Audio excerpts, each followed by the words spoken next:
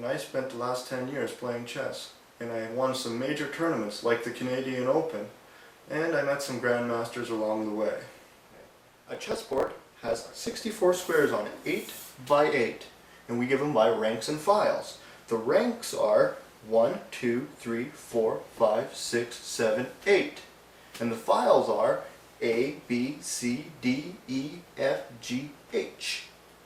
And so that will give us a grid system: A1, B2, C3, D4, E5, F6, G7, H8. This is what we would call the long diagonal. With the long diagonal, the bishop likes to move on long diagonals. The rook moves in straight files. The second is the queen. It's like the bishop and rook combined. It moves in straight lines and diagonals.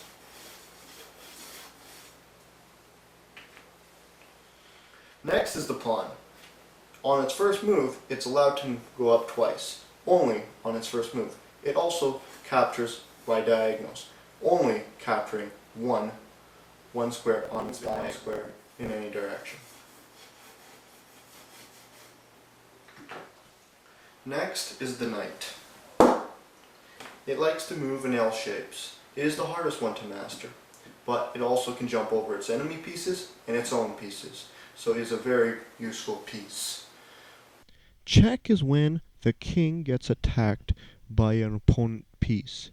It's very important that you never get checked, because the king represents you on the chessboard, and if you get attacked, you must deal with it right away.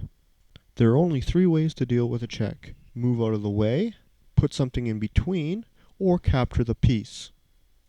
Rook moves to d5, putting the black king into check. King just moves to e8. White moves his rook to d5, checking the king, but this time black puts his rook in between. Last but not least, now rook goes to d5. This time he just captures with the knight.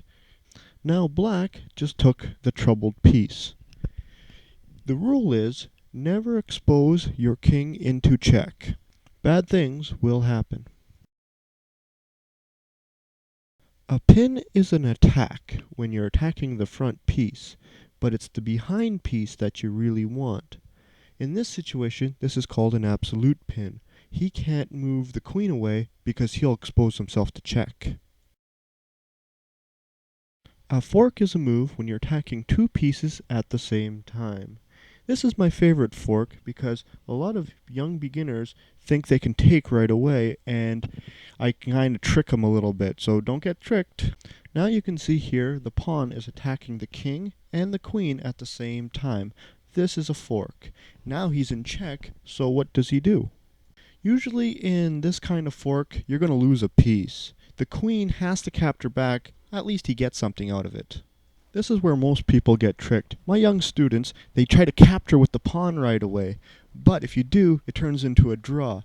The best move is to play an in-between move. Yes, this is another fork.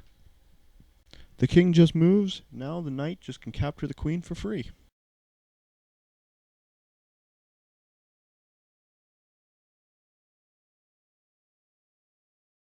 Players get into this without even realizing it. This is called overloading the piece. The knight is overloaded in this position. If you take away the knight, the bishop hangs for free. Rook captures c5. Now the rook attacks c8, and the bishop is attacking d3. He can't move one piece without the other piece getting attacked. Now the black rook recaptures back on c5. Now white's free to capture d3. I will be up a knight and a bishop for a rook. That will be 6 to 5. A bishop is worth 3 points, a knight's worth 3 points, a rook is worth 5 points. This is called moving the defender. See, there's a defender on g1. If you can get him to move or capture him somehow, you'll leave the queen unguarded. The black rook moves to f1. That forks the rook and the king at the same time. White has to deal with this threat immediately because he exposed himself to check.